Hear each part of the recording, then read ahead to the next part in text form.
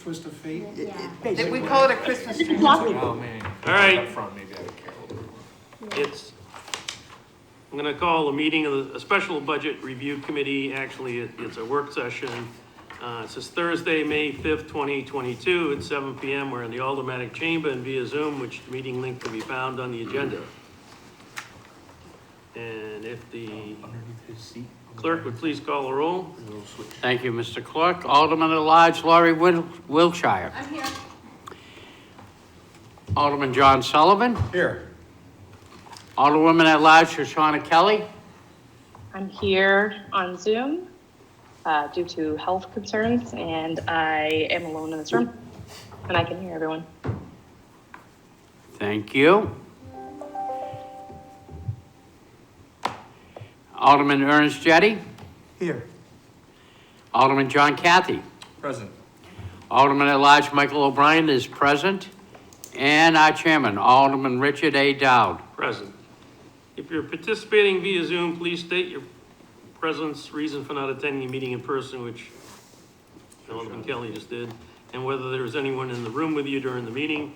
This is required by the right to know law. Also present with us is CFO John Griffin and the, Yeah, Cheryl Linder, a Cheryl Treasury Linder. Management Officer. right, And Attorney Steve Bolton. yes. Oh, and also Alderman Clee. And Alderman Clay. Thank you. Okay, so this evening, before we actually get into our meetings with the division directors on their budgets, there's a couple things that generally that are more high level in the city budget that I thought, especially for the new aldermen, that we should go over and get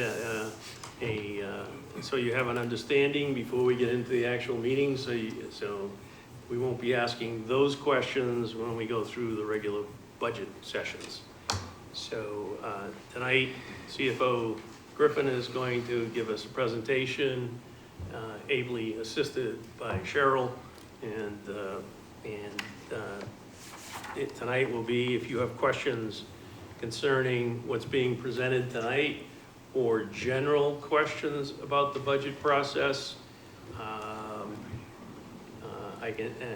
we are not going to discuss the tax cap this evening, other than the fact that we are significantly under it, and it's not an issue, but the mayor and will be explaining it in more detail later.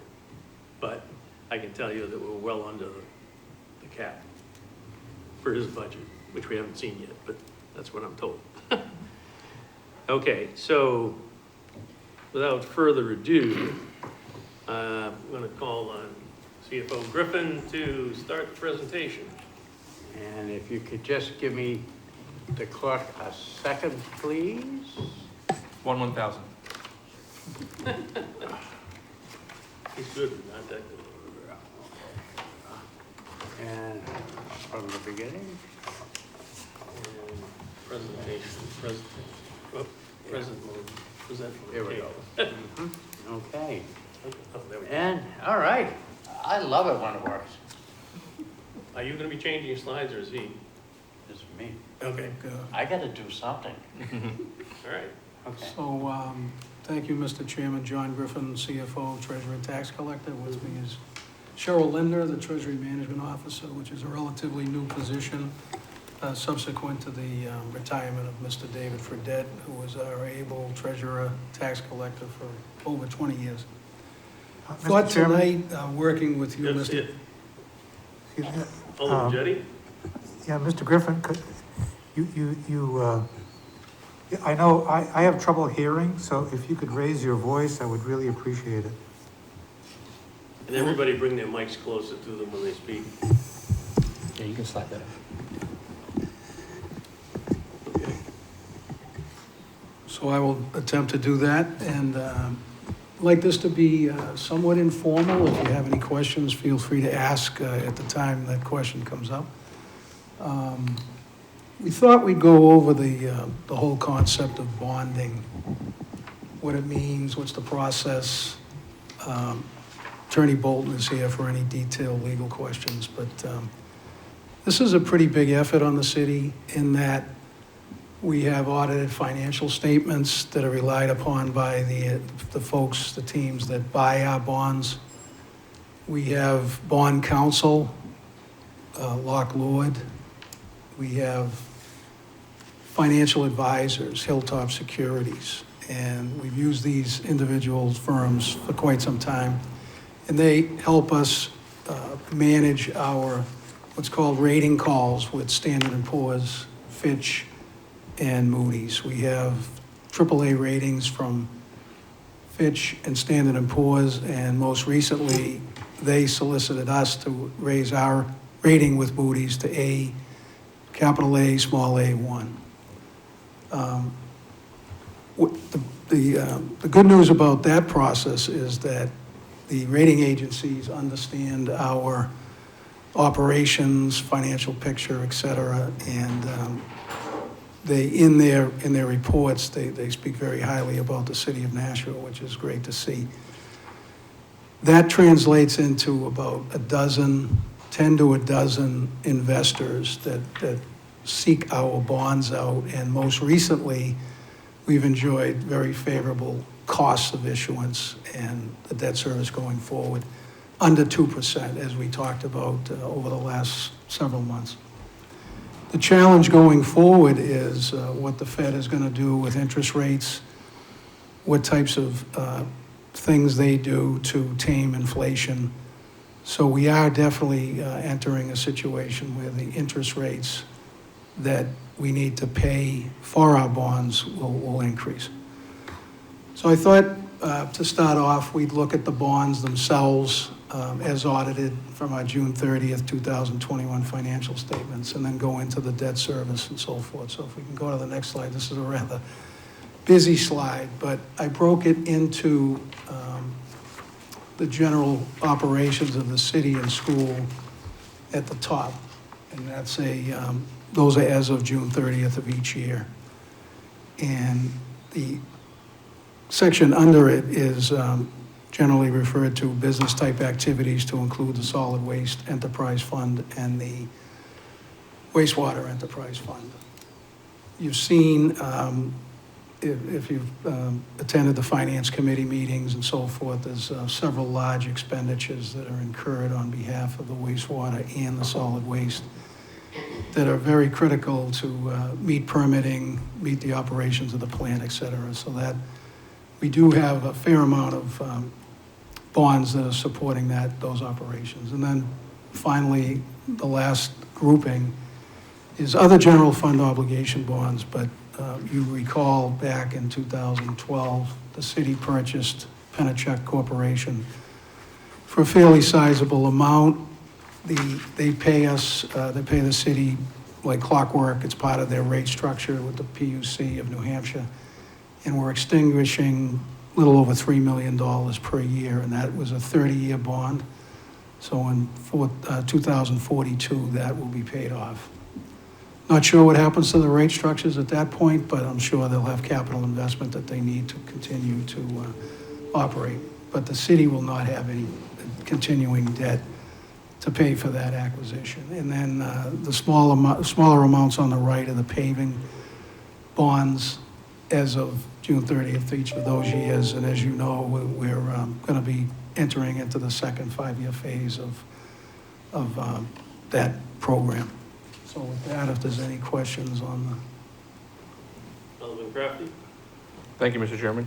Mr. Griffin, you mentioned 10 to 12 investors. Are these investors like hedge fund type of investors, or is it just companies? I'm just curious, because if it is something like a hedge fund, then obviously the stock market would be involved, and I wanted to know if you could speak to any apprehension you have about markets and how it affects the investors buying up our bonds. Mr. Chairman, if I may, traditionally these a dozen investors are institutional investors. So Morgan Stanley, those are the types of investors. I'm not aware of any hedge funds that would come in. Because of the fact that those particular funds are looking for a return. Another interesting component of the sale is we actually get premium back to increase the coupon rate. So Mr. Fredette, the last sale he made, which was $64 million last September, we get a sizable amount of premium. I think it was $7 million. We got $7 million back? So we get $7 million back, which helps us reduce debt Oh. in certain components, such as the fire trucks and the revaluation that we're undertaking. So it's a way that they can package their purchases of our debt and sell them, and then invest through their institutional portfolio. So municipal bonds are pretty attractive in low interest rate environments, but we're keeping an eye on the increasing rates as we go forward. Follow-up? Yes, follow up? Thank you, Mr. Chair. With the interest rates being what they are, what is the cap for the amount of debt service we could take on percentage-wise in relationships with the budget before? Mr. Chairman, that is a good question, and we have a few slides on that. Okay. We actually are limited by, on the city and the school side, and we'll definitely get to that to answer your question. Okay, great, thank you. I'm sorry, Next slide. you probably should have, I'm looking at, yeah, so this is the city debt limits. The state allows 3% on city debt. Your predecessors thought that might have been too high, so they reduced it to 2%. So the top line is the 2% debt limit.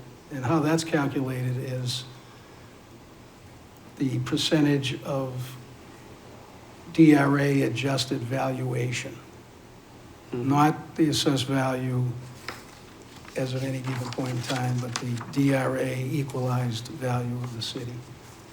So as you can see from 2016 to 2021, that value has increased. And the authorized debt is a percentage of that amount. And as you can see, the delta between the red line and the blue line is how much room we have. Now, for the sake of argument, for example, 2021, that value is $12,642,000,000. So we have slightly more, we have 153 million of bonds is that what that is? 153 million is a percentage of that, so we're well under the limit. So the debt limit is fairly generous, but it increases and decreases with changes in equalized value, which is a calculation based on information that we provide, the Department of Revenue issues that report annually, usually in March or April. So as long as I've been involved, this gap has been getting bigger and bigger. We were authorized to, on the city debt limit, bond significantly more than we're bonding for. So we're at a very low level. And one more thing, Mr. Chairman, the acquisition of Penachuk was specifically excluded from that calculation as part of that, as part of the rulings and legislation. Alderman Sullivan? Thank you, Mr. Chairman. Does this amount include the debt service that we pay on the money that we borrow? So, Mr. Chairman, this is essentially the value of the bonds outstanding as a percentage of the equalization. It does not, we're not constrained on the debt service amount. We have another chart that's going to show you where debt service could be and where it is. Oh, okay, Alderman Jettie? thank you. Yeah, thank you. Through you to Mr. Griffin. So I didn't quite catch the blue line is the amount of debt that the amount of bonds that we've purchased, Or that's what you mean by authorized, and then the red line is the statutory amount that we could. So we're well below the statutory amount that we could borrow, is that what that means? Right, Mr. Chairman, if I may, Sure. the limit is the amount of borrowing that the city is legally able to do. The blue line is the amount of debt that the city has borrowed. Okay. And as you can see, we've gone up and authorized. We haven't, when you authorize the debt, it's in the calculation. So whether we sold it or not is another matter, but when you authorize, for example, a $37.5 million paving bond, it's gonna be added to that particular Also, number. Mr. Grunion, correct me if I'm wrong, but the state allows us 3%. By city ordinance, we cut it to 2%. Correct, Attorney Bolton? Yes, So- we're nowhere near that. Yeah, so as far as the state's concerned, that number would be even higher and our separation would be even another greater, 200 million. but, Okay, okay, thank you. yes. Alderman Crafty? Thank you, Mr. Chairman. Could you go over the Penachuk? Are you saying we are paying debt service on the Penachuk acquisition, but it's not in these calculations? It's a separate calculation? So if we go back, if we could, Mr. Clerk, if we could go back up to that chart there, and I think if we could expand it. We started with about 150 million back in 2012. And as of 2021, there's 119.745 million remaining. As I indicated, they pay us approximately $9 million a year in principal and interest. And we're reducing that amount by about $3.5 million, $4 million per year, but that's not included. The team that worked on that Penachuk acquisition thought it wise to exclude that debt from the limitations on the city because it was a very unique acquisition at the time. Because the debt service is being picked up by the Penachuk. I heard that correctly. They're paying us. Yes. And we are then paying that. We're We paying, bought the Penachuk and they're paying us every year. Oh, okay. right, and that, I think it's important to note, back in 2012, Moody's was concerned about that. And when they learned how well it works with the PUC guaranteeing the payment to the city, that was part of the upgrade.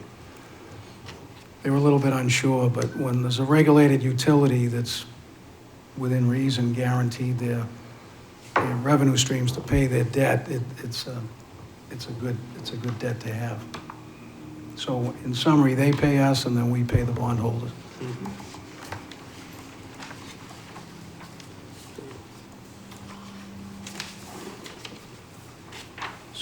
So that was, and the school debt is 6%. And that number would be, we have 166 million authorized, which in large measure includes the middle school project that we're working on. And the difference is pretty significant. We wouldn't dream of borrowing over 600 million for school assets. So it's a good number to, Won't be me putting that legislation in. right, so, but we always look at this, we watch it, make sure we're within the limits, and we report on it accordingly. Okay, Alderman Sullivan? Thank you. You cannot borrow money for schools to pay salaries, to do things like that. You can only do it for physical buildings and whatnot. Infrastructure. Capital projects. Yeah, Mr. Okay. Chairman, if I may, we Yes, need, Mr. the Griffin. purpose of a bond council is that they have to determine in the protection of their issuance of their opinion, the protection of the bondholders, that there's assets behind the borrowings. But you wouldn't fiscally, you even if you could borrow, you wouldn't borrow to pay salaries. That would be part of the operating budget. occasionally a question comes up about when we have money left over in a bond, about putting it towards the tax rate. That can't happen. That's not allowed. What? Correct? Say that again? If we have a bond, we're done doing what we're doing, and we have money left over, that balance of what's on that bond cannot be put towards the general fund to reduce tax rate. Can't do that. We have to redo another Bond council bond? won't allow it. We have to like roll it into another, It's a violation of state law. State law. So bond council would issue an opinion Right. that the bond is not authorized by law and therefore would not be a good investment vehicle, which would effectively kill our ability to borrow. So the two by issuing alternative, bonds. the two alternatives are to use the remaining money towards another project, so you don't have to bond anymore, or just not ever bonding for that amount of money. We'll pay down the bond. Pay down the bond. oh, we could just let it sit off to the side if we wanted to. Just on that, oh, I'm sorry, just on that point, from time to time, we do what we call repurpose already bonded money. And that's what the fire department proposed the other day, that you thought was a good idea to put into another capital project. And They had with- saved some money on the pumper trucks. Right, and with bond rates going up, using the lower rate is very conducive to the. Oh, yeah, because we already have the money. Oh, smart. Alderman Cleat? Thank you, and if you're already going to be discussing this, Mr. Griffin, just stop me, but when we're talking about the bond and we're talking about how much we bond and so on, and you said about the middle school primarily being in this, the high school project, that's coming to an end as far as the bond life, is that not true? And what year, is that like 2023 or 24? Mr. Griffin? Mr. Chairman, yeah, subject to check, I think I looked at that the other day. 2024 is the last payments of the high schools. Okay. That was approximately a $170 million project, so I remember. how Thank you. quickly we pay it. Alderman Jettie? Thank you.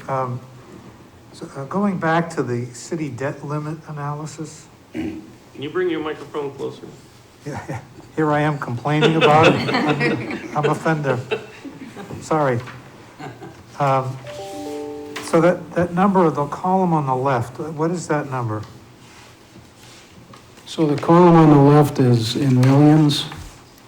So it's a increasing scale of millions that are allowed, either borrowed on the blue line, authorized on the blue line, or the limit amount in the red line. So as you can see, it's gone from, Okay. in 2016, a little over 275 million, up to just over 400 million. Okay. And- Can I Follow-up? follow up, please?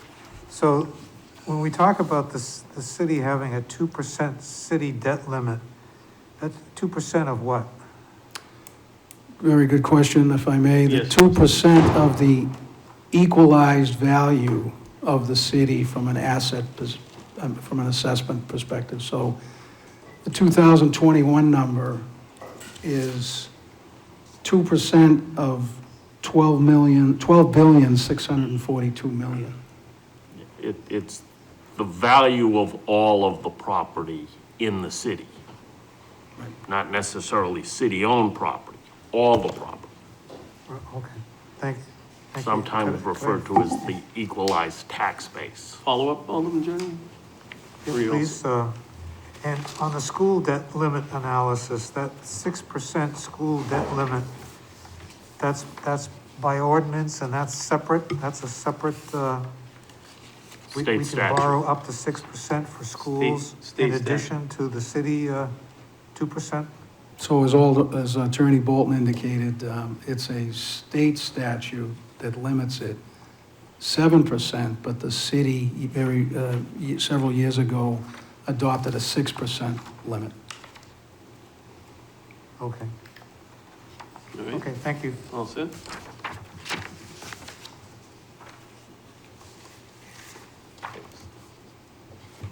So if there's no further questions on that, we go to the bond sales plan. So, as treasurer for debt has done for several years, and as I've done most recently, we take a look at, if we can go to the next slide with the numbers, there we go. So, the top part of the exhibit are authorized bonding projects. I'm sorry, Went too far? yeah, the one right before that, yeah, thank you, sorry for that. So we have roughly $32.5 million of bonding that we would like to do during fiscal '23. Down below, lines 12 through 23, there's about $8.9 million worth of potential projects that we may bring in resolutions for the Board of Aldermen to consider. So what we've done most recently is we have communicated to our financial advisors for $41.45 million of bonding and having them help us decide the timing of that bond event.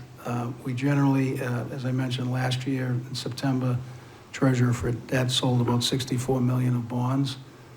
This year, we're getting some good advice from the bond council, from the financial advisors, that right after the first of the year in July might make sense due to the interest rates ticking up.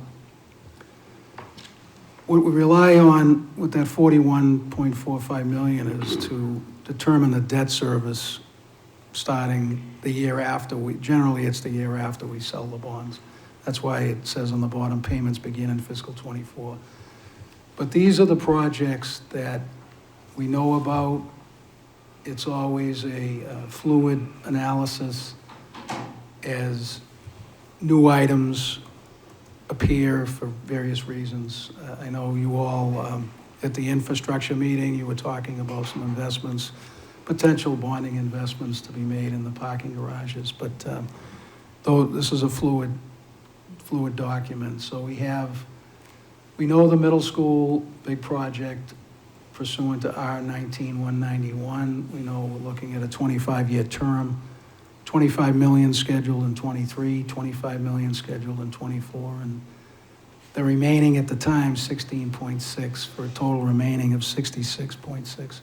That's already been authorized, so that's in the calculation of the debt limit. Mm-hmm.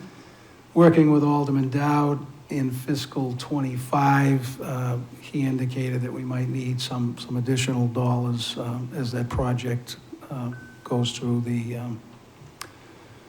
actual results. Other projects you're familiar with, the DPW admin building, that's that $6 million that you authorized. We think we need to sell that as that building nears completion. The thing about bonding is you don't want to bond too early, you don't want to bond too late, but too early would mean you'd have potential arbitrage, Treasury, U.S. Treasury calculations to make sure you're not making money off of bonding by borrowing, putting it in the bank, and earning money. You have a little bit of play, but you have to spend bond money in certain increments over time. Right. Which, as Alderman Dowd knows, working on many school projects, that's always a calculation that we're sensitive to. Yes. Is that why it's stretched out like that on the school building, instead of just getting a lump sum up front? Yeah, you don't bond that whole amount up front because we're not spending it that fast. One of the problems with spending on anything these days is the economy is driving prices up. And we may have to recover some of our contingency just so when we're finishing up the school, we have enough money to make sure we finish. So we're not in a position yet to have to do that, but possibly later in the summer, maybe we'll take a look at that. We save money on fairgrounds, and we actually did a couple extra things we were able to do, and then it looks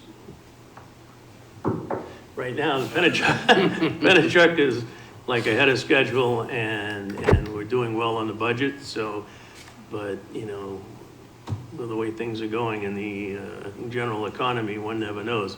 A lot of things that we're ordering, same thing with the DPW building, Right. you know, the delays can kill you. Oh, yeah. Fortunately, Harvey has a way of shifting the work around so it doesn't hurt us much. But, you know, we've had some things 4 months late.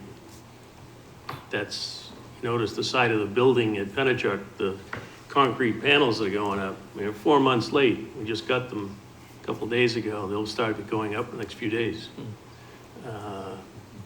And we haven't ordered the ones for the north edition yet because we don't order things ahead.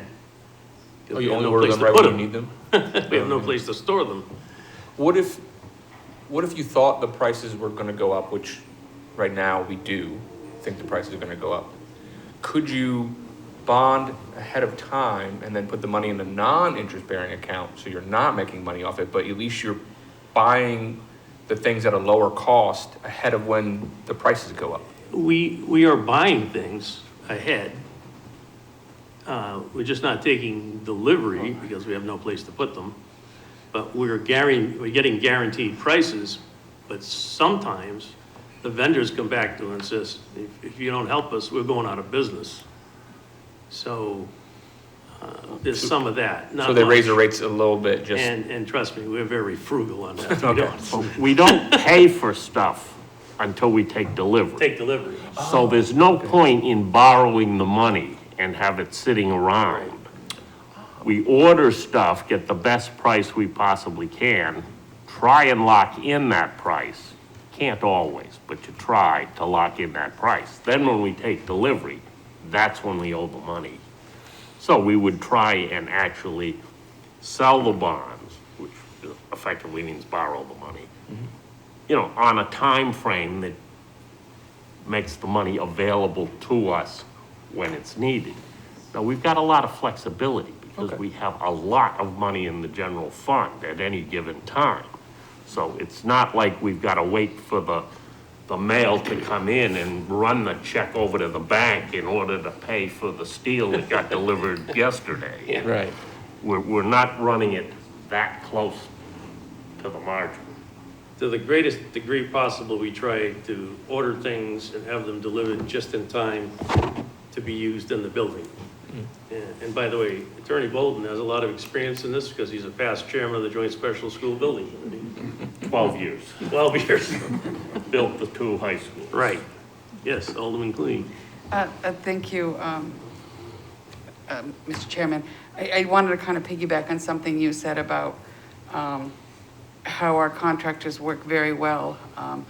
The Franklin School building, being unable to get the quote-unquote wooden doors that we had originally, but that they know that it'll take, 18 months, I think, to get those doors.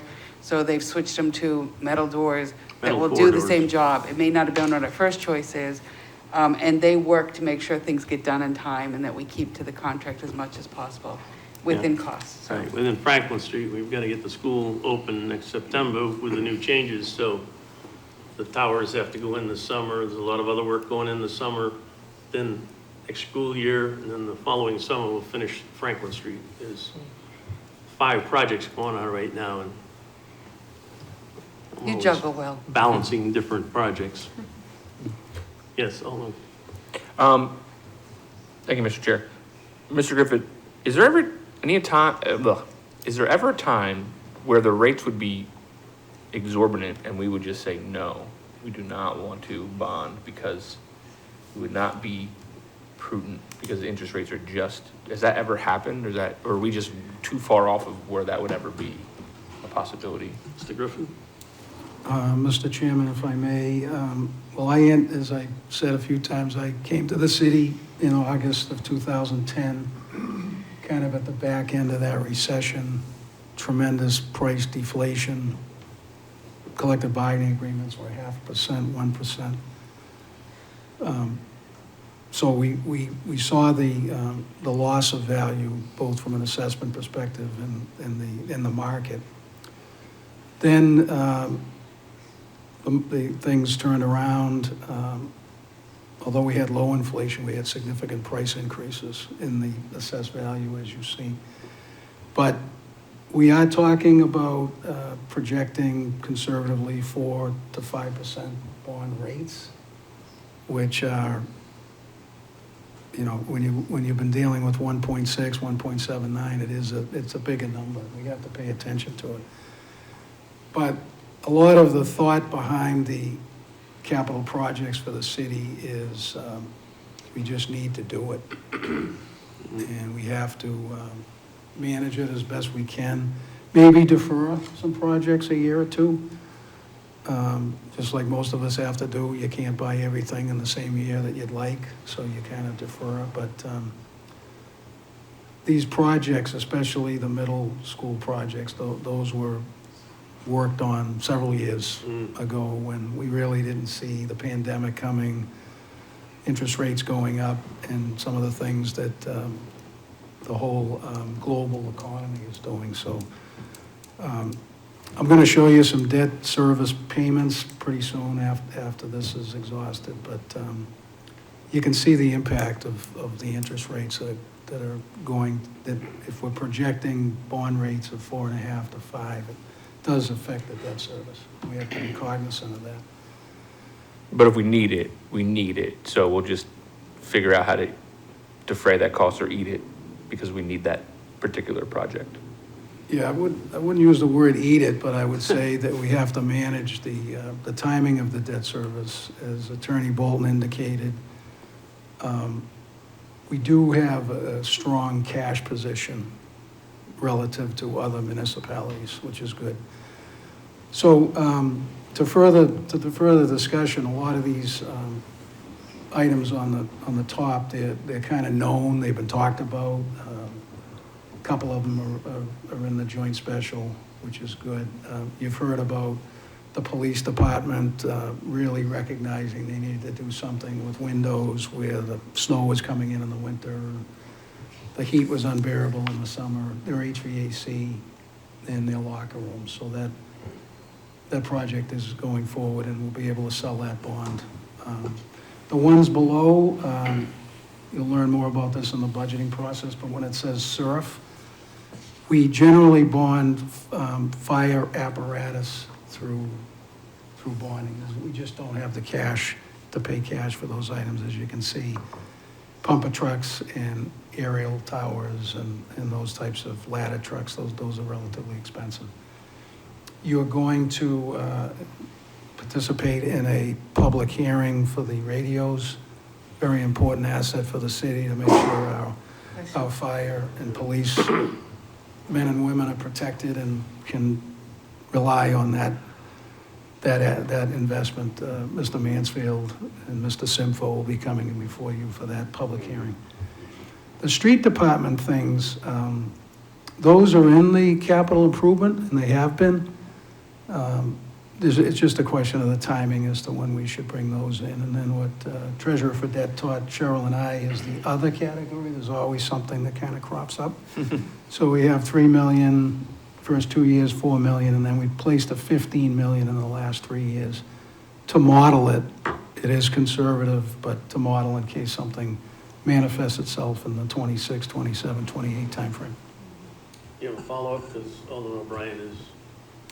After Alderman O'Brien. I appreciate it. When we're bonding a project, let's say the paving project, now obviously the second time around, we knew we were dealing with because we already did it for 5 years. But when we first started it, is the process that we bid out that work first, get some bids, figure out what we think is going to cost, and then we come up with a reasonable number for bonding? Or do we just, based on experience, come up with a bond number we think will work, and then the bidding process starts after we've been authorized? That would be more typical. The second one? Yes. We never bond on the back of an envelope. We get good price estimates before we ever go in for bonding. And the bond typically is a little higher than what we anticipate spending because you never know what's going to happen, and it's better not have to keep coming back to add to a bond. So it just confuses the bonding issue. So again, when we're done with the bond, if there's money left over, usually in school projects, it goes to the next school project. And other projects, so like the fire department, you know, when they bought their 2 trucks together, they saved a bunch of money.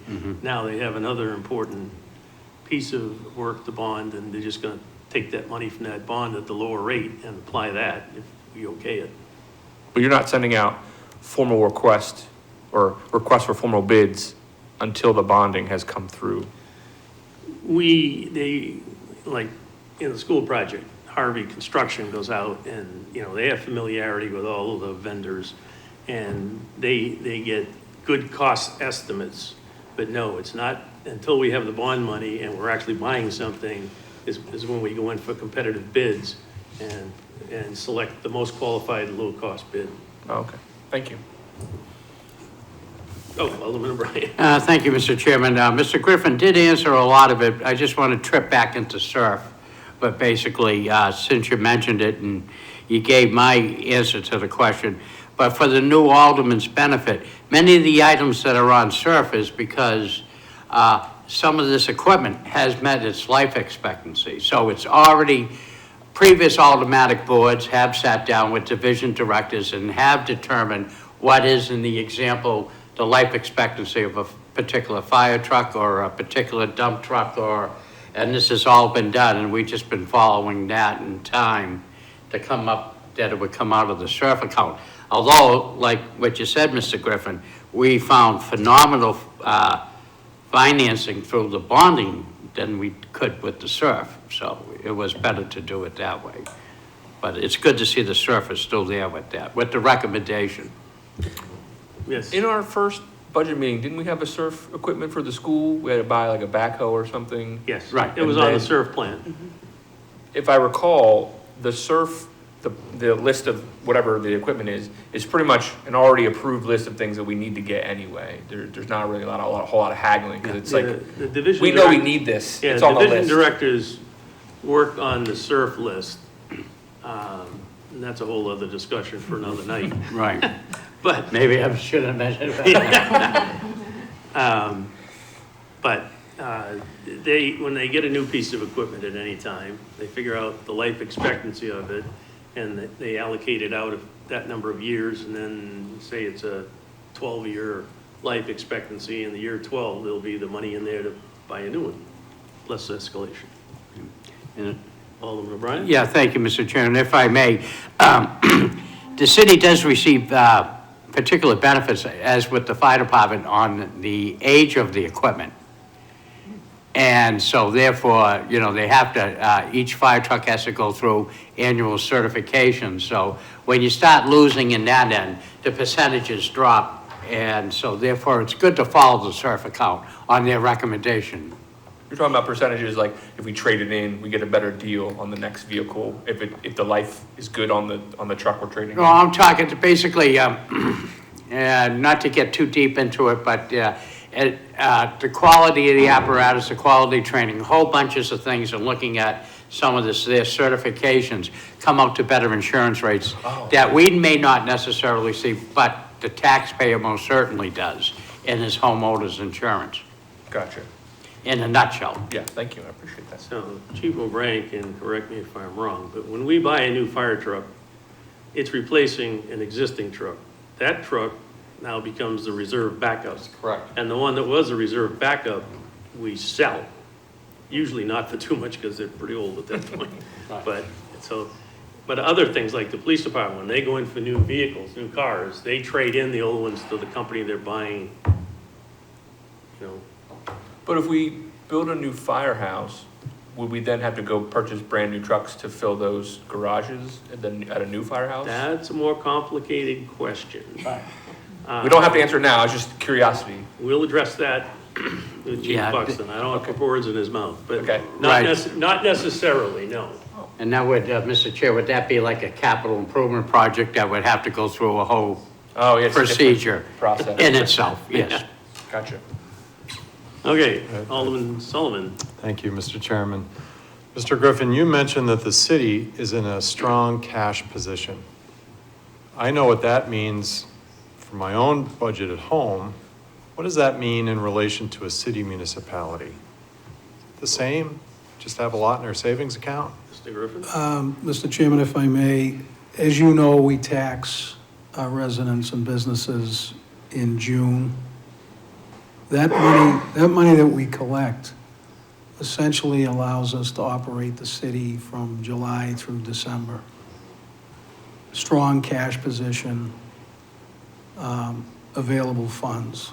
I contrast that with my hometown of Tingsboro, where we had to go to quarterly billing because we bill in arrears. So my August bill actually pays for July, August, September. So that's why I say we're in a strong position from a collection perspective. Got it. So we're collecting the first half, it's an estimate on the last bill, but the first half in June and the second half in December. That allows us to be more liquid than others, so we can be a little bit more flexible on the purchasing of things. So our cash flow is good. And Cash it gives flow's us a lot more flexibility in doing the bonding because, you know, we're not trying to sell a bond tomorrow to Right. pick up the expense. We have the money in the bank and then we just replace it with a bond. Okay, thank you. So I'd just like to say that the arbitrage calculation, which I've learned is incredibly complicated with the IRS rules, we do very well. We don't borrow. We haven't had any arbitrage penalties. And in our most recent bond audit by the IRS a few years ago, we came out with an approved arbitrage calculation and plan. Alderman Kathy? Thank you, Mr. Chair. As much as I like to pretend I know what you're talking about sometimes, can you define arbitrage? Because it means different things in different industries. Well, in order to be able to sell bonds tax-free, you are not allowed to borrow money at a low interest rate, hold it, and make money because you're getting a higher interest rate on an investment you make. So even putting money in a savings account, you earn interest. So if we're borrowing money at 1% and earning 3% interest, that will affect our ability for the tax exempt aspect of the bonds, which is one of the reasons why there's a low interest rate, because the investors do not have to pay taxes on the money received in interest on the bond. So arbitrage is that practice of borrowing money and using that borrowed money to make money. Essentially, we're not allowed to do that. There are a variety of regulations to prevent that. One is you have to spend the money within a certain period of time from the time you bring it in. Others is what you can do with it, how you can hold it, and what you can earn on it while you're holding it. We're allowed to do some of that. We cannot overdo it in violation of the arbitrage rules. So that's arbitraging, and essentially there's a definite limit to, and then a minuscule limit to how much arbitraging we're allowed to do. If I may, Yes, Alderman Kathy? if we can't borrow money and then make money, to my ear, I hear logically, we also couldn't just have some cash laying around in a money market, hedge fund, in the stock market. Like a city can't make We money can't in the invest- markets. We at can't all. invest in those kinds of devices. We are very limited as to where we can put our funds. Now, we have millions of dollars in fund balance all of the time.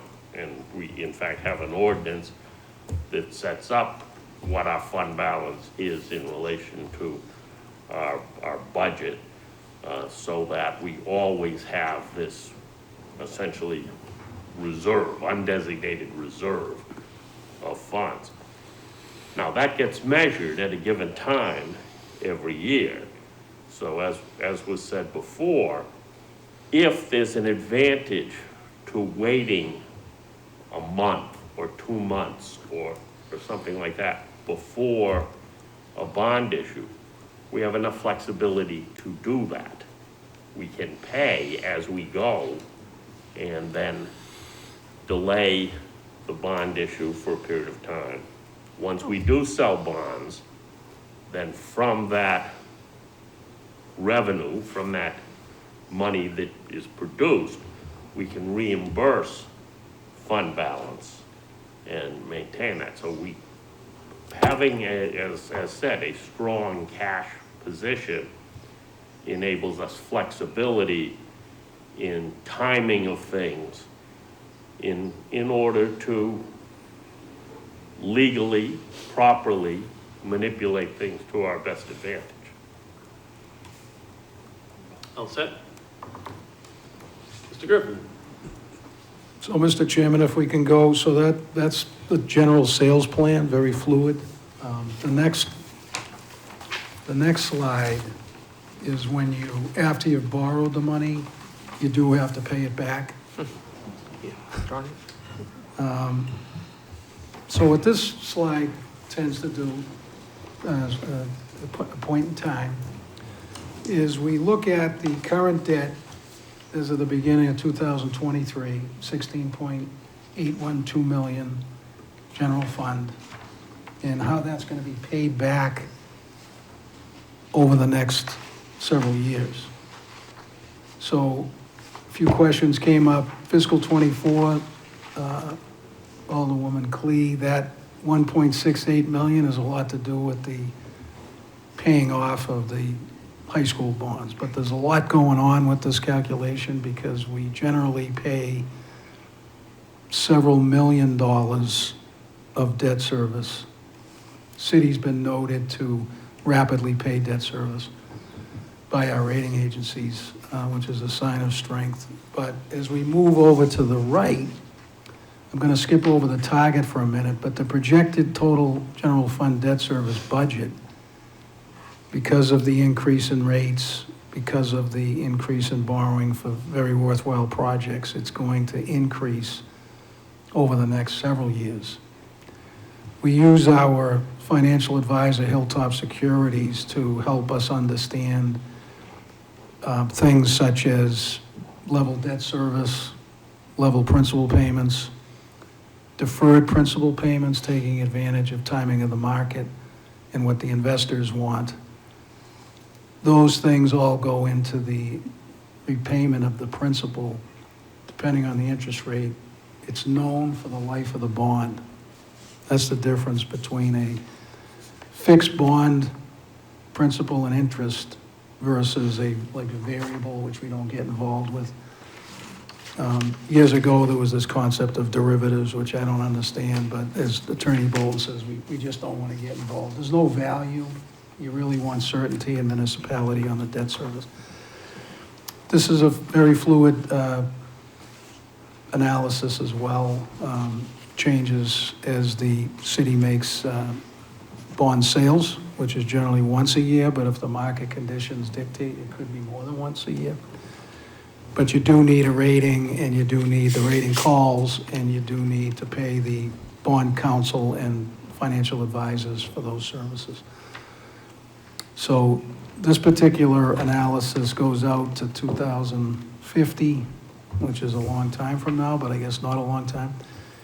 But just wanted to share that we are in a position of rising debt service payments. The financial advisors did pro-form this with 4.25%, 4.5%, and 5% in the out years. Hopefully it doesn't get to that point, but it's kind of the cost of doing business at that time. So if you had any questions on this, I'd be happy to help. Alderman Sullivan? Thank you. I'm wondering if you could explain the columns. First, the projected debt service increase, decrease column. I do see that the increase, it's based on what, the prior year? Yes, taking the 18,837,923 in line 2, 2024 minus the previous value, that's the 1.47 million increase. Okay. The targets are a kind of a concept that Treasurer Fredette came up with, and when we put a target in there, we try to hit it with the various concepts that I just described, but the reality is that the investments we're making in critical infrastructure, coupled with the increase in interest rates, causes the increase in the debt service. And when you say target, that number, how did you arrive at that number? Well, a lot of it was being relatively new in the position, working with David and Cheryl. First Hilltop Securities actually did a lot of this work that's in column projected total general fund, debt service budget. And on the left-hand side, I just put something close to that number just to show that we try to stick to that as best we could. So if there's another project that comes in 2-3 years from now that's substantial, we try to package the sale of those bonds to meet these targets. These targets are pretty realistic at this point. The reason why it tends to go down in fiscal 30, 31, et cetera, is we haven't even budgeted for a fiscal 29 set of bonds. So as you recall from the previous slide, in fiscal 26, 27, 28, we put a $15 million placeholder in there, thinking that that's probably going to be the minimum the city's going to want to invest. And at least it shows in those 26, 27, 28, 29, it doesn't show a rapid reduction of debt service. Oh, is that fun? Actually, I had one more question, if you don't mind. I'm wondering if you might be able to incorporate on this spreadsheet, if you could tick off the years where major projects would come off, when we would have them paid off.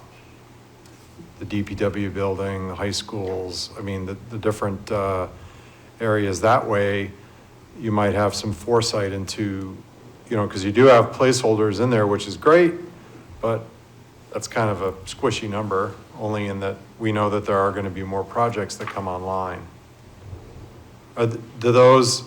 Is it realistic to do that? Because maybe they go out way beyond 2050? I don't know. Mr. Chairman, if I may, it's an interesting analysis. When you get your fiscal 23 budget book, in that book is going to be this page called debt service, and it's going to be by project. It's already in the adopted fiscal 22, but I didn't put it in here, but every one of these projects has a definite life. So the middle school projects with different sales, 25 years, we know when they start and when they end. What you're going to get in the fiscal 23 budget is you'll get, for example, Broad Street Parkway. The bond that we sold in 16 is going to be done in 36, and you're going to see the beginning principal balance, the ending principal balance, the principal payment, and then the interest is already calculated. So you can dive deep into those projects, and there's several projects. The page for the city is quite large, because we've had a lot of projects. We know when they begin, when they end. The school is, the big number right now is the sale of the $45 million last year for the middle school project, coupled with a $25 million this year, $25 next year. But you'll know exactly when they end. And just a quick follow-up. And so when you say end, it means that's when we've got it paid off, as opposed to Alderman Dowd, who said, this project is done. Yeah, different. Your meaning different of end concepts. and his meaning of end are different. I mean, when the work's done, not when it's paid off. Well, that's right. So all of them have projected payoff, like the high schools end in '24. That's been a 20-year bond for 170 million. And that frees, we try to keep the debt service payments within a range. We're always gonna have to be bonding things, because for our city to move forward, we can't go in a hole. There's certain pieces of work that have to be done. If you don't, it's, pay me a little now or pay me a heck of a lot later. We found that out with the high schools. So we try to keep that within range, and it's not like we're trying to drive the debt service down, because if we're doing that, we're not doing anything. And we can't do that, not keep the city the way it should be kept, so. Yes, Alderman Kathy? Thank you, Mr. Chair. The target amount, is it like a mortgage? Those are our minimum payments per month? Or are we trying to beat that number to pay down the bond? Or is the target a calculation based on percentage of the budget? If I may, Mr. Chairman, the way Treasurer Fredette used that amount is he would give some serious thought to how much debt service he wanted to incur in any particular budget season. So, as I mentioned, there's various techniques that our financial advisors use, such as level principal, level debt service, deferred principal, and other packages, because as I mentioned at the beginning, our debt is very attractive to sell to the bondholders. So he kind of sorry. came up with that, if I just, Yeah. and it's interesting what he chose for the year of retirement, because post-pandemic, incredible inflation, prices of everything going up, and I kid him about that every day I see him, but, I mean, it's just the reality now that none of us, when we got involved in some of these projects, we didn't realize the impact of the global economy and other things, so, but the direct answer is those targets are probably more realistic, so we can guide the financial advisors. I know Cheryl was part of the discussions with the Treasurer for that they're asking, what is it, what are you trying to true up to? What are you trying to see? And this particular approach for the most recent sales were level debt for everything other than the middle school, 25 years of level debt service, which is like a mortgage, right? So it's kind of, in packaging something that's realistic, and I'm gonna use the word affordable. I mean, is it, and the past 4 years, we've had 163, 179, we've had very attractive rates, and if you think of inflation as 2%, that's kind of what we use as a rule of thumb. It's almost like it's not costing you anything, because it's locked in for 20 years, 30 years, et cetera. Thinking about this today, and thinking about your discussions in the infrastructure committee and some of the things we deal with, like, should we borrow everything we can this year? And the issue is, you gotta start paying it back. And Yeah. You can't do it, so that this is kind of a reasonable approach to managing the debt service. Alderman Kathy? So in short, we're not treating it like a home budget. Like, I have a mortgage to pay, I have other bills that I need to pay, and I have minimums on my credit card, and I can pay the minimum, or I can pay more, depends on what interest I want to pay. In this particular calculation, Mr. Fredette was not looking at it like that. He was looking at other objectives for how he wanted the city's budget to run, and then saying, this is the number that I want to hit. Regardless of what the premium is, obviously we're going to hit it because we have to, but if we go above it, awesome. But he wasn't concerned about just hitting the premium. He was concerned about other variables based in the calculation. Is that correct? Yes. Yeah, Okay. Definitely. He had many different ways of doing the payments on the bonds, whether it's just interest or interest in principal or extra principal. He balanced it to keep the debt service in line. He wanted it at the same rate every year, basically. Basically, yeah. Okay. I guess not the rate necessarily, but Payment. dollar amount. Oh, yeah, he wanted the same dollar amount. Yeah. Okay. Alderman Clee? Thank you, Mr. Chairman. You actually made a comment to something that I had wanted to say, that I sat with Mr. Fredette when I first became an alderman. And while my head spun, I sat with him again so that I could understand a little bit more of what he was talking about.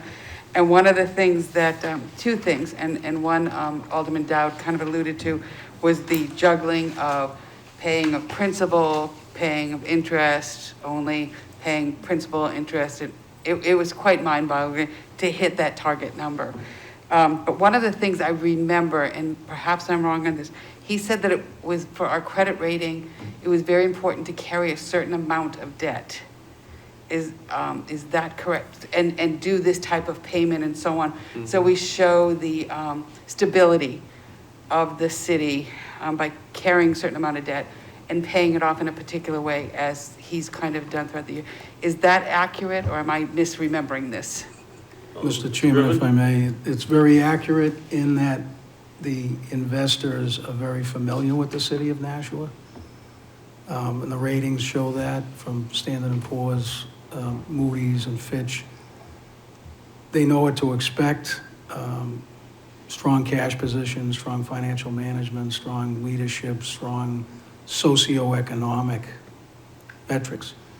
So it is good. It's kind of like on a personal note, my young children, they grow up, they need to get a credit card, whether they spend anything, they pay it off or not. You need credit to get credit.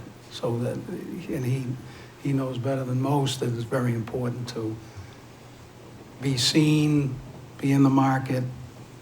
When I'm on these rating calls with Cheryl and David and Rose Evans, et cetera, they know us.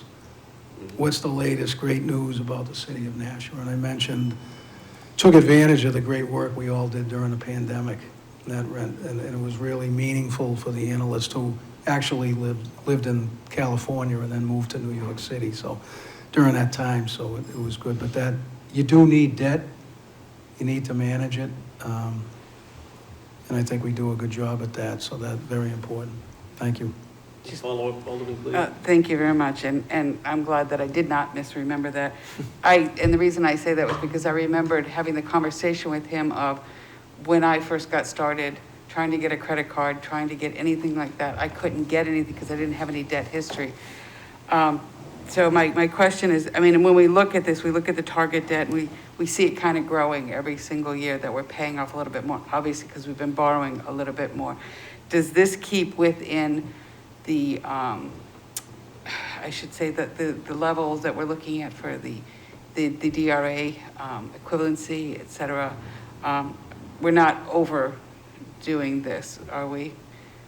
Mr. Chairman, yeah, Mr. Griffin. it was interesting when I came in to this position and worked with Mayor Lozo and President McCarthy, and for various reasons, we actually needed to extinguish debt because we were balancing significant increases in pension costs, significant increases in healthcare expenses, all in a spending cap environment. So as much as Alderman McCarthy and Mayor Lozo said, geez, keep the debt service about 19 million, we couldn't do it. But some of the calculations I did is I took the 19 million of debt service at that time and divided it by our general fund operating budget, and it was a real small percentage. It should actually grow with the general fund operating budget. So, and if we take 17 million divided by 290 million, it's a relatively small amount. And they renamed the CAFR, it used to be the Comprehensive Annual Financial Report, and it's now called the Annual Comprehensive Financial Report. But there's metrics in there, the latter pages, the statistical pages, that take the debt that we have outstanding and divide by a per capita number. Thank you very much. But I think that would help too. Thank you. All right. Alderman Kathy? Thank you, Mr. Chair. Alderman Clee jogged my mind a little bit. So, I really love personal finance, so I listen to a lot of different people. And I believe that some people who are citizens would want to take the Dave Ramsey approach, which is no debt at all. That's horrible. So with that in mind, if someone were to say to you, we can't keep bonding, because if we keep bonding, that means we're gonna keep spending, and if we keep spending, then the taxes will go up. One, can you explain that relationship, taxes and bonding? And then two, is there a way that taxes can equalize or not go up so high of a percentage every year and continue to bond at the same time? Is that possible? Well, this debt service we're talking about is an expenditure that we have each year. So it's an expenditure the same way salaries are an expenditure and health insurance is an expenditure and every other line in the budget is an expenditure. So if you're increasing that line, you're going to need to bring in revenue and additional revenue each year. And basically inflation causes the same thing. Salaries will generally go up with the rate of inflation. A lot of the goods and outside services that we buy will go up with the rate of inflation. So it's really no big surprise that every year you have to raise a little bit more from taxes than you did in a prior year. And that's not just Nashua, that's every government essentially everywhere. So if you never had debt service to pay, you would lose that line in the budget. Now, at least in theory, if you don't have that expense, the amount you have to raise in taxes is less. But eventually, roads crumble, buildings fall down. The useful life of a school building is probably not more than 50 years. Depending on what you do with your construction, it may be less than 30 years. Now, if you do proper maintenance and reconditioning along the way, maybe it does last more than 50 years. But that in itself has to be paid for either as you go, which is an expenditure every year. So if you have a situation where you've allowed a building, whether it's City Hall or the community health building or public works structures or a school, if you allow it to deteriorate such that it requires $15 million worth of upgrades and renovations and new heating, air conditioning, and ventilation systems at some given point, well, that's $15 million. So you can pay that all in 1 year. It comes from where you get all your money. If you put that line in 1 year's budget, you're going to collect $15 million more through the property tax.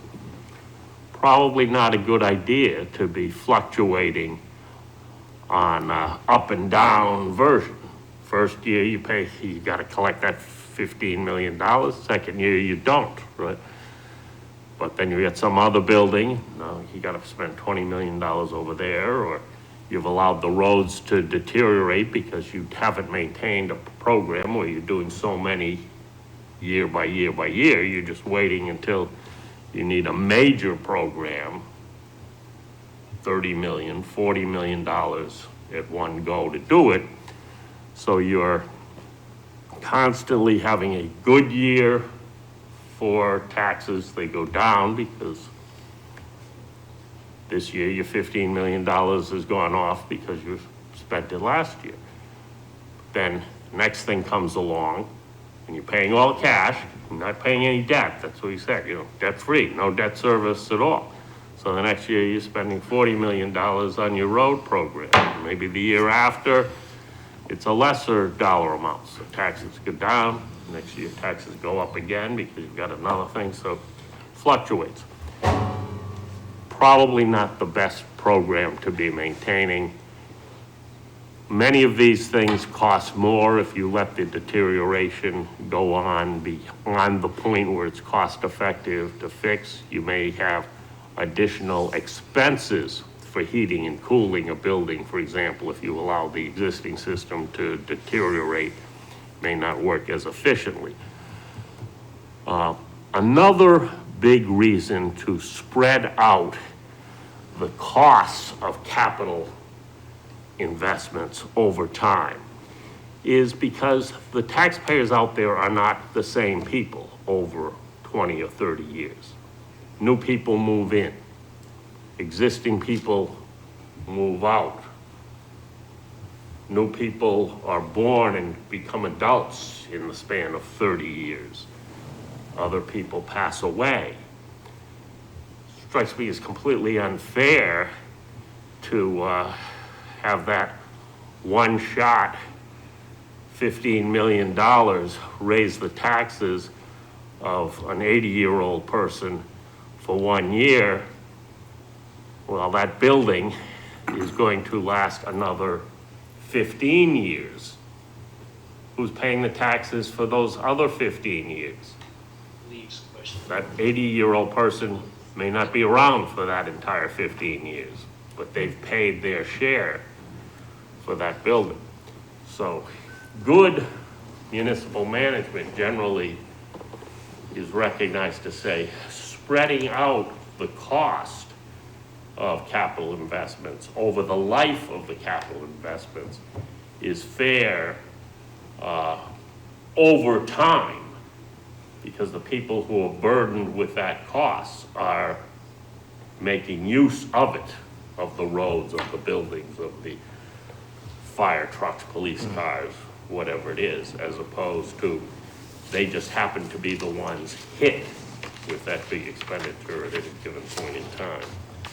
So generally speaking, almost all municipalities will bond over time. The idea of having a cash-only policy and no debt service is highly unusual. Alderman Cathy? I'm okay with the debt policy. I understand why it works. I guess what I'm trying to drive home at is for the average citizen, they might say, you know what, my taxes went up 5% this year. I would really prefer if they went up 1% or 2%. Then they look at the city, oh, the city just bonded $50 million for a clock tower. We don't really need a clock tower. Why do we bond for that? Doesn't make any sense. The reason my tax rate went up 5% and not 2% is because we bonded for this thing. So the average citizen is going to look at the bonding and go, that's the problem. We keep buying stuff on debt that we may or may not need, in their opinion, and that's why our taxes go up. So I guess I'm trying to drive home at the relationship of we have to bond for some things, but we also want to make sure that the citizen understands why we're bonding and how that affects their tax rate either directly or indirectly, so they don't feel like we're perpetually in a bonding debt cycle and their tax rate is going up much higher than they would like. You know, instead of 2%, it's going up 5% or 6%. And they look and go, oh, you know why? It's bonding. They draw that one-to-one conclusion.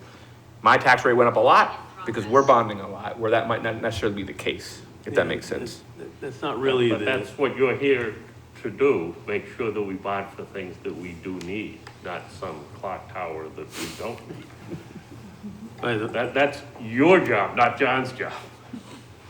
All right, that's a fair point. That's a fair point. Yeah, the debt service changes don't drive the percentage of tax increase that you could be alluding to. The thing that is recent years that's driven the tax rate up is expanded cost of healthcare, which we've sort of mitigated now by having all the unions agree to the better healthcare position for the city, and the fact that the state wasn't paying their due amount in the retirement fund, and last year hit us with a $2 million bill, which is about 1% on the tax rate. Now, fortunately, we have someone sitting in this chamber that's beating the city of Concord silly to get us the $2 million back. Not the city of Concord. Yeah, Legislature. state. I'm working on it. So, The city of Concord is in much the same straits as we are for all of these things. Yeah, but, you know, the bonding rates that we're talking about, they aren't driving $2 million a year, which is 1% on the tax rate. So going from 5% to 1%, that ain't gonna happen with debt service. And I can tell you, also, when we build buildings, we built the old Nashua High South. It lasted about 15, 20 years, I'm not sure exactly how many, and when we renovated. Not Nashua High South, Nashua High. At the time, yeah. Well, yeah, but that was the building. Nashua Nashua High, High South which is was now the building Nashua High South. that was Okay. built on time, millions of dollars under budget.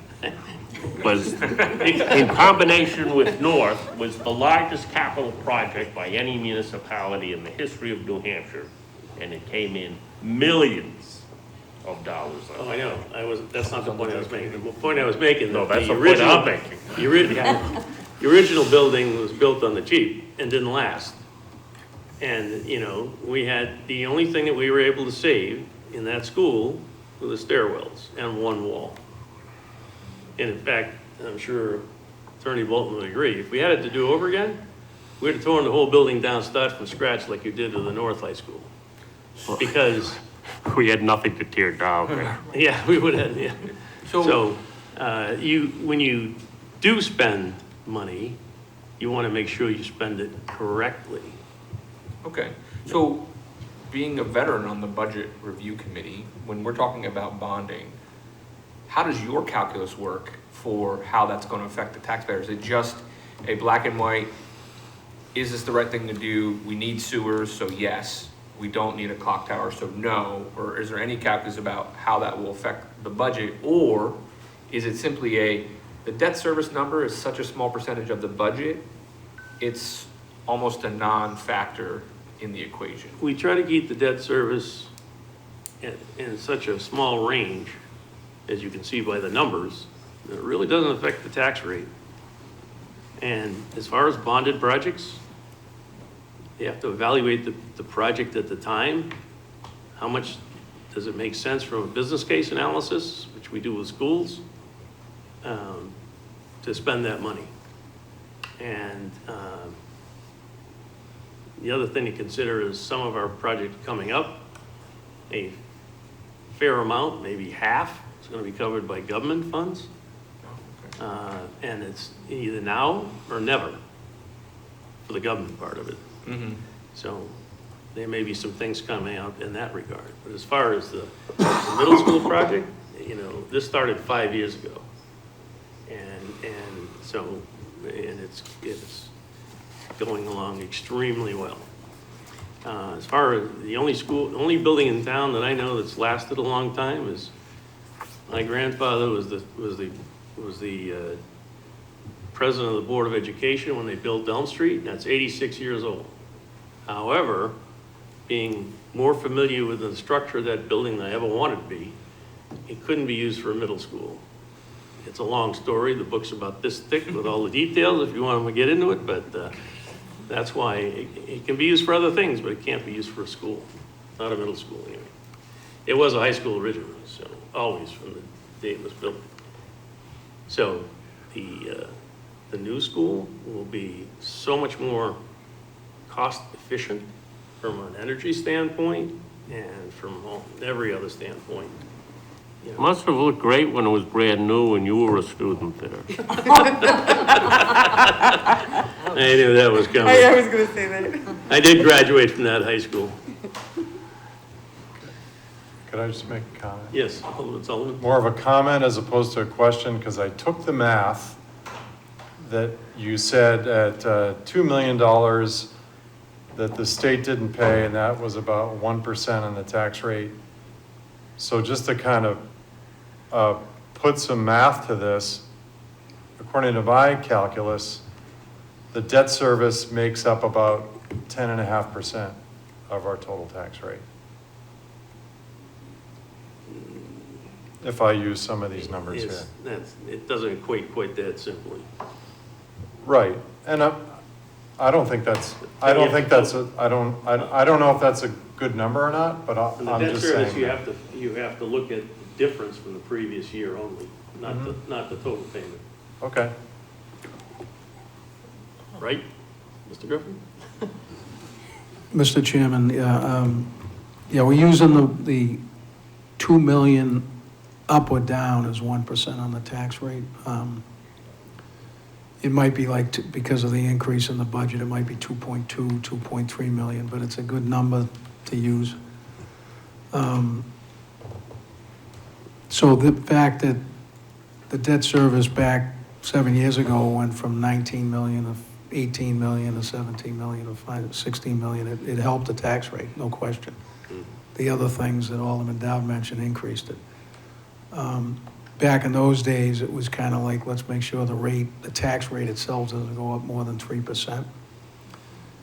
Even though there was more room actually under the cap at the former calculation of the spending cap. But that percentage that you speak of, that if you take the 17 million divided by the 290 million and get 10%, that's pretty low for a city with billions of dollars of infrastructure that need, as Attorney Bolton, you need to take care of it. So it's a combination. 17 divided by 2. What's that number? 17 compared to 290, that's close to about 7%. 7%, so it's, But so yeah, so that's a relatively small number. Alderman Jettie? Yeah, this is a comment about the form, not the substance of your presentation, but I would really appreciate it in the future, and I hope all the city departments would bear in mind that when you're presenting us with a slide presentation like this, that you be conscious of the font that you use, how that's going to appear on the screen or in the handout. I find this font very difficult to read because it's so small. And I'm sure people at home looking at this thing are squinting. So if you could just bear that in mind in the future, make sure the font is large enough so that people can really see what you're trying to present. Thank you. No problem, thank you. Okay. We want to move on to the next subject? Sure, if there's no more questions on that, the other item that we generally talk about, that Alderman Dowd and I thought would be a good thing to review, is the funding of the solid waste department. We have two enterprise funds, solid waste and wastewater, and just let me say that wastewater is funded by user fees. Solid waste, as you may know, the revenues don't equal the expenses, predominantly because the collections of the refuse, trucks associated, the depreciation on those, debt service, et cetera, and the costs that we charge our residents and businesses, it just there's no way you can recover those costs. So I just wanted to share that an enterprise fund, you always hear some terms like, oh, that's not a real enterprise fund. I'd like to just dispel that an enterprise fund does not have to be funded by user fees. It can be funded by contributions, and in this case, by the general fund. So for years, the solid waste activities have been consistently reported as an enterprise fund. The generally accepted accounting principles definition of enterprise funds allows the enterprise funds to be created and used to report. What we're doing is we're reporting the activities of the collection, the landfill, the management, et cetera. So we've separated those activities in our accounting system. We do, you're gonna see in the budget, when Director Photo and her team comes in, we do charge fees, but they're not close to what the cost is to operate. The total cost of the activity doesn't have to be fully paid for by the user. City can subsidize the amount of the enterprise fund, which it has done for several years, and the reporting of the solid waste activities all in that enterprise fund allows you to figure out actually what the difference is between the cost of operation and the amount needed. So the final slide for this purpose is, these are the expenses by fiscal year. The revenues coming in, all budget, and the general fund appropriation. So in our tax rate calculation, we use this number to collect the appropriate amount of taxes to fund the operation of the solid waste enterprise fund. Things that are charged to the solid waste are the operation and maintenance, to include salaries and benefits and things of that nature, as well as the depreciation, as well as the debt service costs of the assets, and other items that Director Photo and her team will share with you when they come. But I just wanted to let you know that there is a subsidy, there's nothing wrong with it. It's just a way of making sure that we have a fully operational landfill operation. So the key is that the wastewater fund is funded by user fees, so they collect fees to offset the cost. And a lot of the costs driven by the wastewater fees are all driven by government requirements. And the landfill, even though we went up on some of the rates lately, they still can't meet all of the costs with their revenues, so. Well, the balance- big thing with the solid waste is we do curbside collection at no user fee for the single-family homes and, small unit buildings. I mean, there's no attempt to charge user fees for that, and that's a big part of the unsubsidized, or that makes up the biggest part of the subsidy from the general fund. Oh, and Kathy? Thank you, Mr. Chair. Correct me if I'm wrong, enterprise funds do not count against the budget? I believe that, I was told that. Against the budget? Yeah, No, so. they're part of the budget. Someone had told me this and it got really confusing, that, we were talking in relation to the spending cap. They're like, well, if No, you they include count. enterprise funds, they're not counted against the budget, so you. That's not true. Whoever Okay. told you that doesn't understand. That's why I ask, so I don't have the wrong information. You do. So the enterprise fund is basically just a designation based on a financial definition of what enterprise funds is. That's the only difference. Allows us to keep track in a way that segregates out those expenses so we can manage them better. Okay. It works out even better with the wastewater, which is fully funded through user fees, and that's required by the federal government. At one time, and I'm talking 40-some years ago, that was also funded largely through the general fund. And the government regulations required that wastewater be funded through user fees. And so we set up a process to do that and have been for the last few decades. Any other questions? Alderman Sullivan? Thank you very much. And I'd be happy to table this question, but it's really jumping out at me that both revenues and expenses are taking a massive jump between 22 and 23. I guess we could wait until Director Photo comes in, but that really jumped out at me. There's a big jump in expenses and revenue between 22 and 23. Mr. Chairman, I can Yes. answer that. Sure.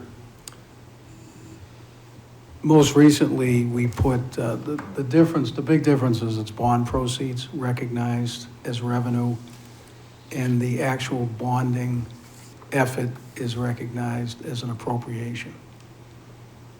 Prior to 21, maybe even 20, that was literally just the operation costs. We bonded through the, we bond over there are the refuse trucks, very expensive. We bond the landfill expansions, we bond the gas sets that collect the methane, and we bond the soil wall. You're gonna hear about that. That's a major effort every year to manage the proper management of the landfill itself. And Director Photo and Superintendent LaFleur, they will certainly go into that, but that's the main reason we, Okay. Bless you. you know, with spending cap and all that you'll learn a lot about, you have to have an appropriation to spend money in any municipality, and we thought that it would be important to put revenue in bond proceeds in the calculation as well as the debt service. That's why the numbers on the right haven't changed much. But you're absolutely correct, it looks like a big increase, but it's really the debt service on the bondable items that are part of the landfill. No, is that all? Yes, thank you very much. Alderman Kathy? Thank you, Mr. Chair. How are bond proceeds recognized as revenue if we spoke earlier about if we have excess bonds, we can't do anything with them? So how can a bond, how can that be recognized as revenue? Well, it Mr. Chairman, is. if I may. I mean, when we sell the bond and that money comes into us, that's revenue. Right, but And when we spend it, it's an expense. It's not going into a bank account, it's being spent on something. Well, it's in the bank for the period Short of time period of between the time it comes in and the time it's spent. But maybe I can help. The increase in expenses is equal to the increase in revenues, essentially. And the revenues, the bond proceeds are gonna pay for, as Attorney Bolton said, is gonna pay for the expenses of the bond, that why we bonded. So it's that math. Prior to that, we don't do a lot of bonding in solid waste other than the refuse trucks, the gas set expansion and the soil wall. But in this particular case, I think there's a phase 4 landfill Phase 4 expansion, yes. expansion, right? Okay. And again, all manipulated and regulated by federal and state. Any other questions? Are there any other questions generally outside of specific divisions on the budget and the budget process? Alderman Kathy? Thank you, Mr. Chair.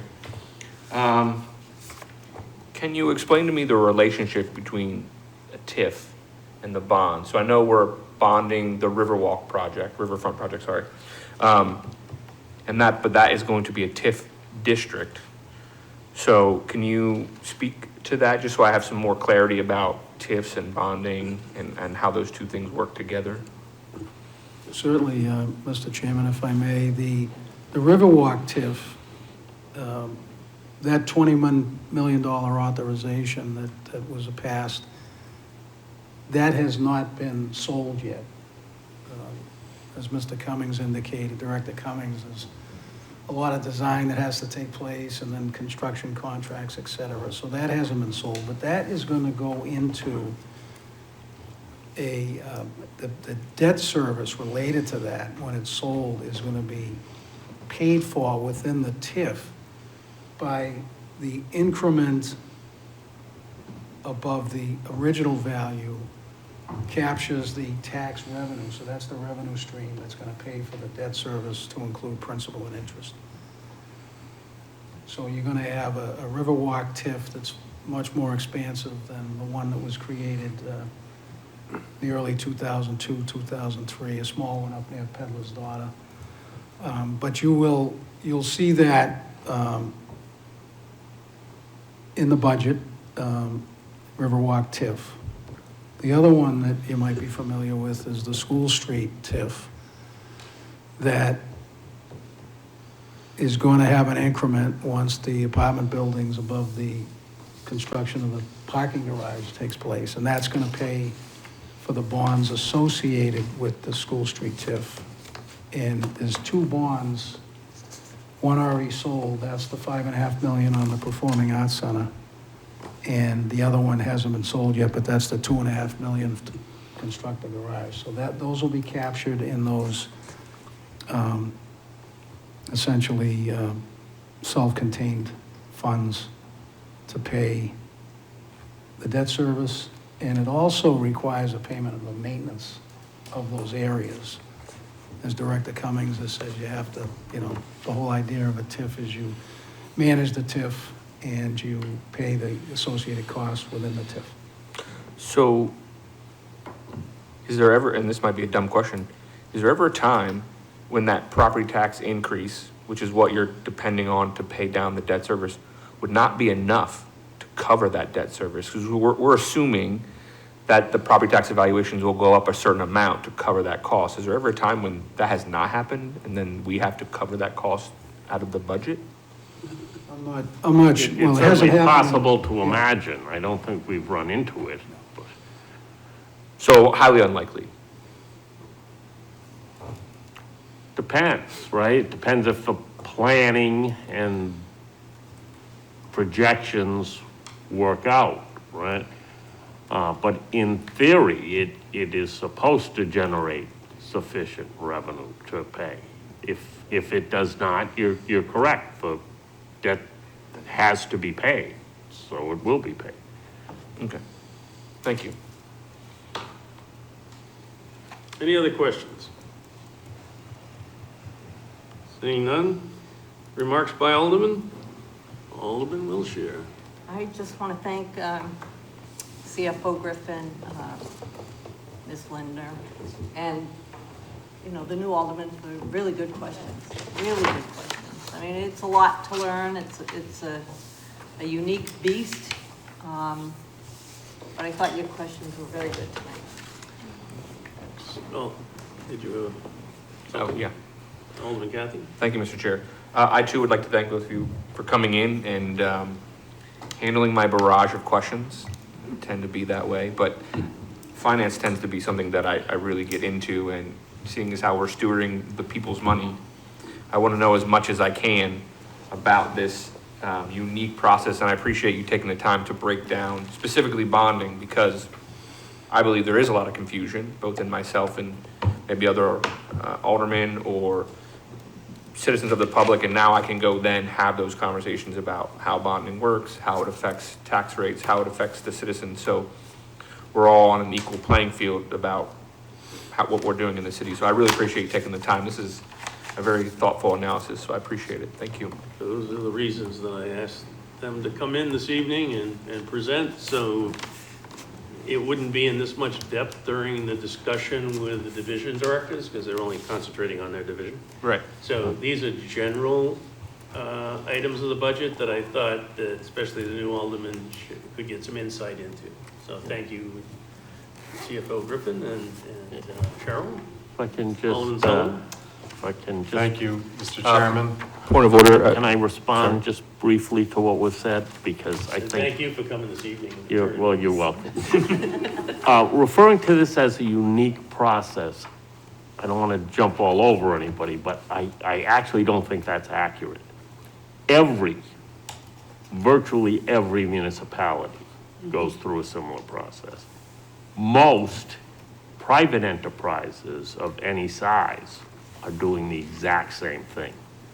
Certainly companies as big as BAE and major employers and companies, as I say, there are thousands of private enterprises in New Hampshire who bond every year, pay interest on those bonds, and make wonderful profits and do well for their shareholders. Pennachuck Corporation goes through bonding processes and borrowing of money all the time, and we see some of that. So this is not something unique at all to the city of Nashua. This is a very common situation. By the way, speaking of cost of buildings, the building that BAE just opened in Manchester, I'm not gonna mention the amount of money, but it's really significant. Did you have something? I did. Yes. Thank you.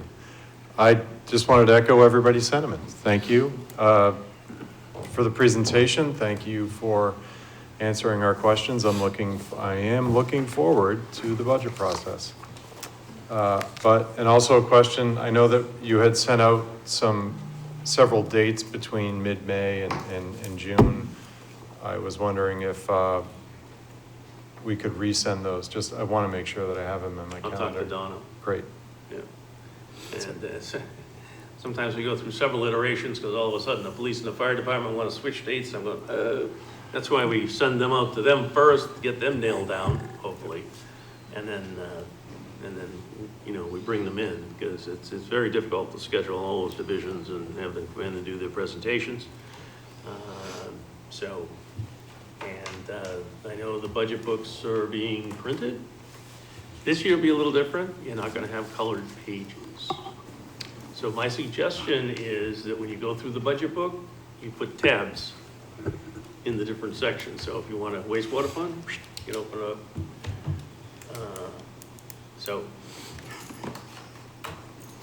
And there may be a couple of differences from last year's book to make it a little clearer and a little easier to understand. Hopefully, I've talked to the division directors and make it very clear how each individual position gets paid. They used to split them up between the groups that they support, and that used to drive me crazy. I don't want to go 5 places to figure out what somebody's getting paid. So that should be easier this year, I hope. All right, nothing else? Alderman O'Brien. Thank you, Mr. Chairman. I happen to like the color pages, but I would also like to make a motion to adjourn. Motion is to adjourn. All in favor signify by saying aye. Aye. You have to do by roll call because I'm here, sorry. That's correct. Thank you, Alderman Kelly. For the motion to adjourn, Alderman at-large Larry Wilshire, Yes. Alderman John Sullivan, Yes. Alderman at-large Shauna Kelly. Yes, and thank you for your patience. No problem. Thank you for bringing it to my attention. Alderman Ernest Jettie, Yes. Alderman John Cathy, Yes. Alderman at-large Michael O'Brien votes yes, and Chairman Alderman Richard A. Dowd. Yes. Motion carries. We're adjourned at 8:46 PM. Good night, everyone.